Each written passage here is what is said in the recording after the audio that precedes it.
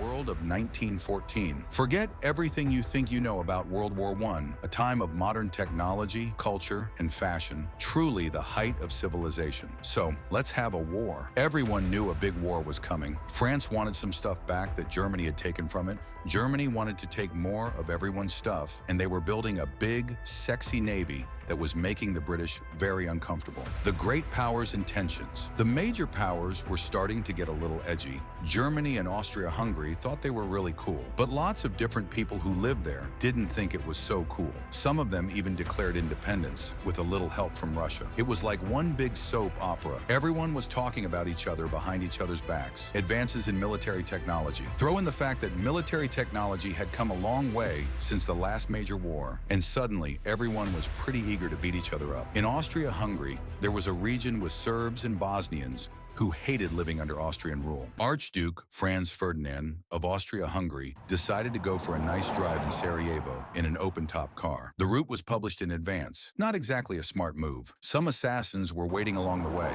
They threw bombs, but they missed and blew up some officers behind him instead. So what did the Archduke do? Go into hiding? Nope. He went back out in the open-top car to visit the injured officers in the hospital. His driver took a wrong turn, and by sheer coincidence, got stuck right next to one of the failed assassins.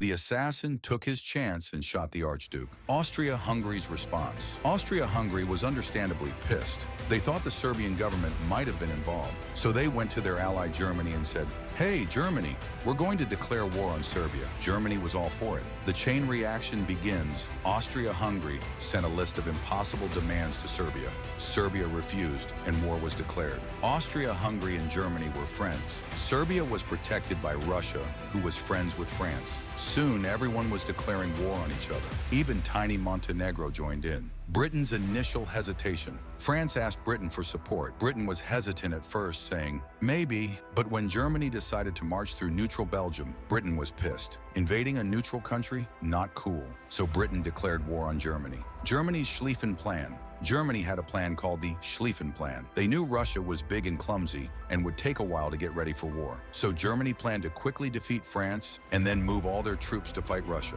One problem, France had a lot of forts and defenses along its border with Germany, the invasion of Belgium. To avoid those defenses, Germany decided to go around them by marching through Belgium. Belgium was neutral, but Germany hoped they'd just sit down and shut up. They didn't. Belgium fought back and slowed Germany down. Worse, Britain showed up, and they weren't happy. Germany's atrocities in Belgium. As Germany pushed through Belgium, they committed atrocities. This led to a massive propaganda campaign by the Allies, influencing opinions worldwide, especially in America. At first, many German Americans were supportive of Germany, but as reports of atrocities spread, enthusiasm waned. France's bright uniforms. Let's play a game. Spot the French soldier. It's easy. He's the one wearing a bright blue uniform with red trousers. The Germans spotted them too and tore them apart with their massive guns. Old school mentalities meet new warfare. All the nations went into the war with an old school mentality, but this was a modern war, and they had to adapt their tactics and uniforms quickly. Russia's surprises. Russia got ready for war way faster than anyone expected. Germany had to send troops to the Eastern Front to deal with them. Austria-Hungary was supposed to handle this, but they weren't very good at it. Austria-Hungary's struggles. The chief of staff of the Austro-Hungarian army looked great on paper, but wasn't a good strategist. Austria-Hungary ignored Germany's advice and got their butts kicked by tiny Serbia. Germany's success in the north, Germany had more success. They almost completely wiped out Russia's second army. The German advance on Paris. On the Western Front, Germany was advancing and got close to Paris. It looked like Germany might actually pull off their quick victory. But then, things started to go wrong. The Battle of the Marne. The French commander-in-chief ordered his armies to stop retreating. In the ensuing battle, a gap opened in the German lines. The Allies used that gap to flank the Germans, forcing them to retreat. The race to the sea. Both sides tried to outflank each other, moving north. When they reached the sea, they were stuck. A stalemate with trench systems stretched from the coast to Switzerland. The horrors of trench warfare. Trench warfare was brutal. Two opposing lines of trenches with no man's land in between.